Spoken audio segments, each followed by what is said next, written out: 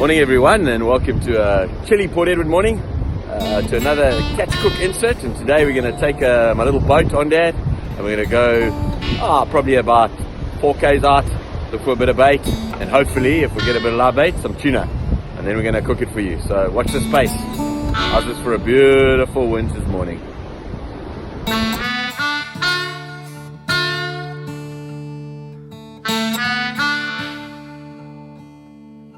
Okay guys, we're out on the boat. Couldn't show you any footage of launching because it was a bit of a hairy one. So we got some live mackerel. There's one swimming in the bucket. We're going to put it out for a tuna.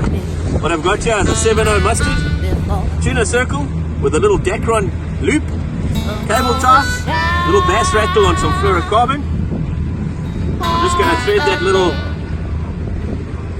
cable tie through there like that. Through the Arron like that. Take a mackerel. Straight through there. I'm just going to zip the cable tie closed.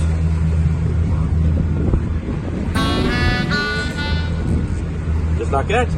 And then we'll cut off that edge. And there you have it. That bait stays alive for the longest of times, and the circle look obviously increases your hookup rate. Right, we've seen a bit of bait. The nephew's going to go into the bait and we're going to see exactly what happened. Arron, what's going to happen there, boy? You're going to catch some bait? Yeah. Huh? I'm going to catch a lot of bait. Awesome. I got one of each. Hold on, boy. Look at me here. Show us a bait. What do you got there? One that's all salt. Awesome. Still around at this time of year, eh? Yeah. Put it in the ice. We'll use it for bait later. Okay, with a full line.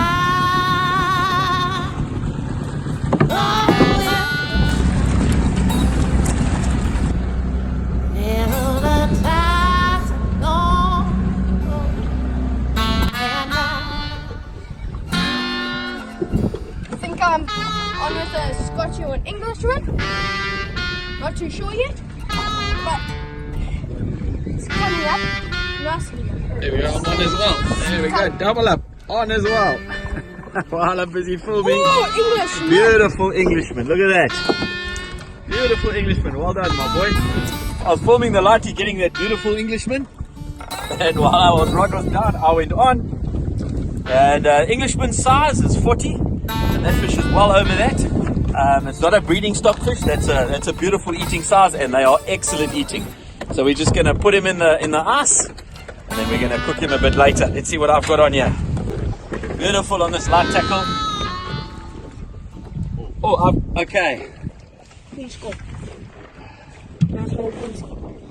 That's going to be 50. Alright guys, this is one fish we don't cook on Catch Cook. This fish is it's a little punskop. This probably is size for this thing is 50 centimeters. But there is not a chance we're going to keep that guy. That guy, we're going to spear him back, which means we're going to throw him so he can get back, and this guy's going to go and grow up to make more. The beautiful little black mussel cracker or punsi. Let's get him back. I've got a Scotchy. Well, we're supposed to have him 40 centimeters, but as you can see, that's not going to happen, so we're going to put him back and hope he grows much bigger.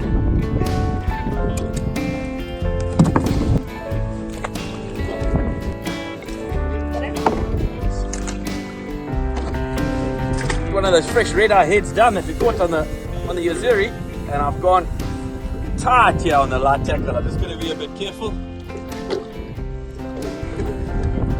Just want to take it slow just in case it is another little punsi, so we can put him back. Don't want him to pop, so we'll just take him a bit slow.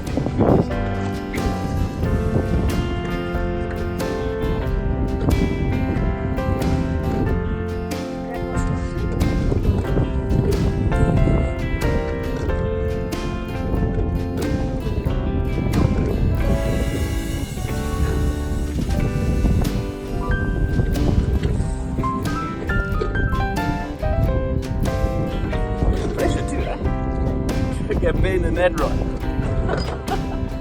Hopefully we'll get a number plate on it soon. That's cricket. Is it? There's Nice colour. pussy. Oh, Rockcod. Oh, what a catface is that? Ew. That is a proper Catface Rockcod. Probably one of the biggest ones I've ever caught. Yeah, they are a very sustainable fish. So this one we're going to keep for the pan. Their stock status is pretty good, especially because of the reserve we got here. So this one, definitely going to keep this one for the pan. This is going to go onto the weaver. This is a beautiful, beautiful fish. So without further ado, let's get this guy on the ice. What another? Looks like a scotchy. Oh, nice Scotchman.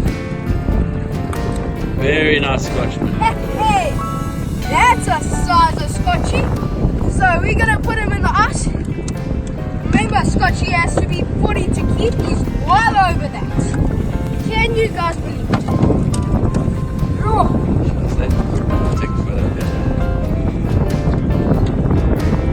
Fish, my boy. Hey, well done.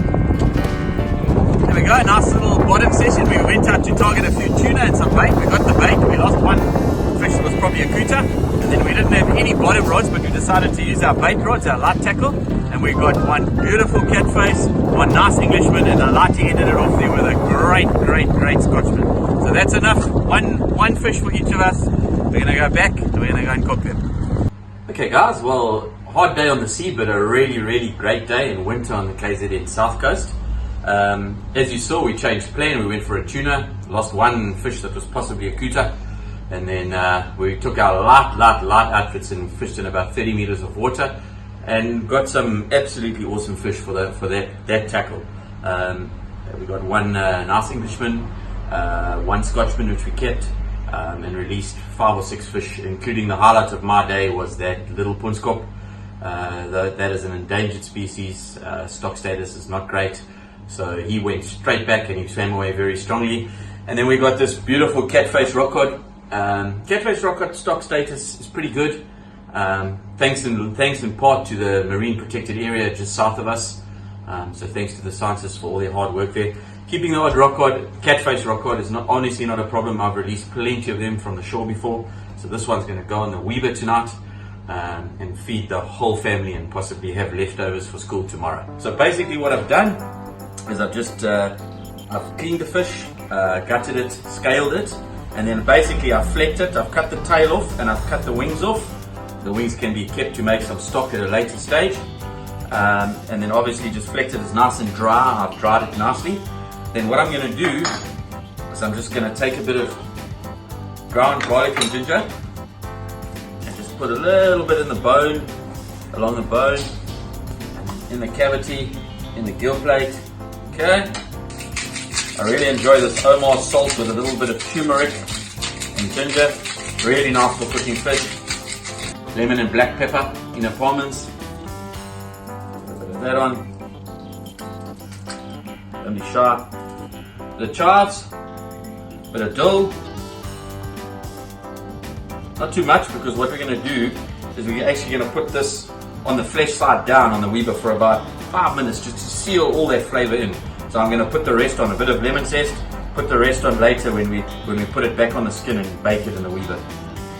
And then I've got a basting sauce here, pretty simple. I've got fresh cubes basically of ginger, fresh garlic, a bit of lemon juice, a lot of butter, a little bit of oil, just a tad of olive oil, and then some apricot jam.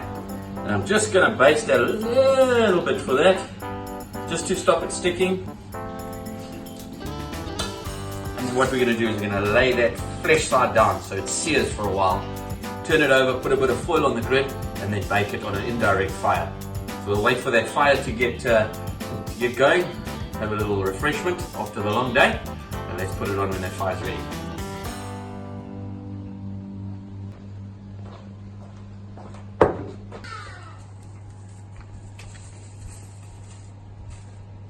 There we go. That fire is looking deadly, not too hot, but we want to do it. I want it too low to start, Because what I'm going to do is once it's seared, I'm going to move the coals away and then we're going to bake it. So what I'm going to do is I'm going to put this whole fish flesh side down first. I hope it fits on the Weber. He fits. Yes. That's why I had to cut the tail off. Okay, we're just going to sear that now. Or maybe 10 minutes.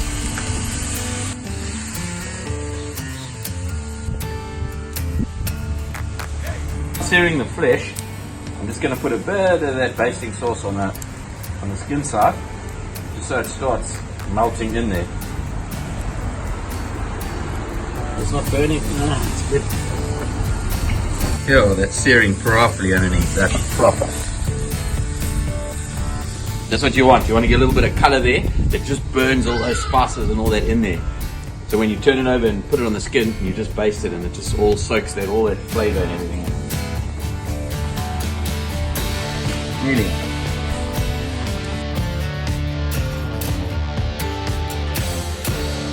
Taking it off. And then I'm just going to move all the coals.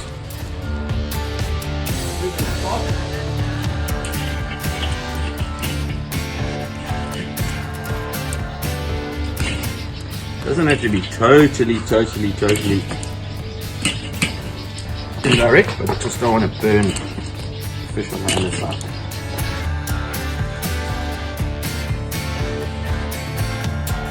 Look at that colour that's imparted to the flesh now. It's all seared. What I'm going to do is I'm just going to put a bit of tin foil on the grill. You don't have to do that. I like to keep the flavour and all the moisture in, especially with a rockcod. It's a nice juicy fish. Double the tin foil.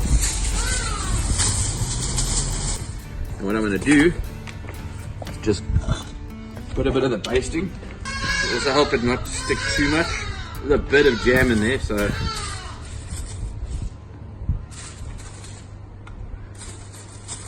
right. A couple of slices of lemon on the bottom. Slices. Fish goes straight back on. Right. Remainder of our lemon rind, cloves, dill, lemon, bone, and then a lot of our sauce.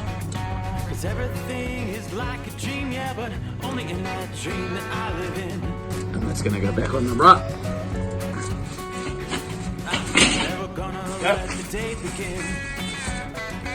Lid on.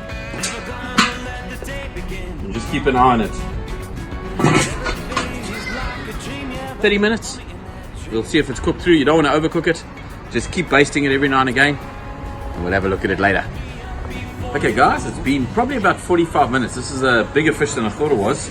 So it took a little bit more time. But that is done. Part of the reason for putting the lemon on top is when that lemon is cooked through, the fish is done. So what we're going to do is we're going to take it off. We're going to put it on a platter. And we're going to go and eat.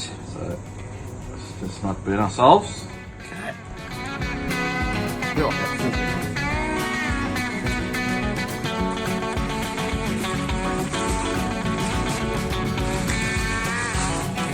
can feel that it's cooked right all the way through. There we go. All those juices, all those flavors. Everything is there ready to eat. Let's go. Never gonna come down from above. Everything looks better from above. Nothing's ever as it's. There we go, guys. Catface Rockcod done to perfection on the Weber. We're gonna go and eat it. So remember, limit your catch, don't catch your limit. Lose the ones I love. Never gonna lose the ones I love.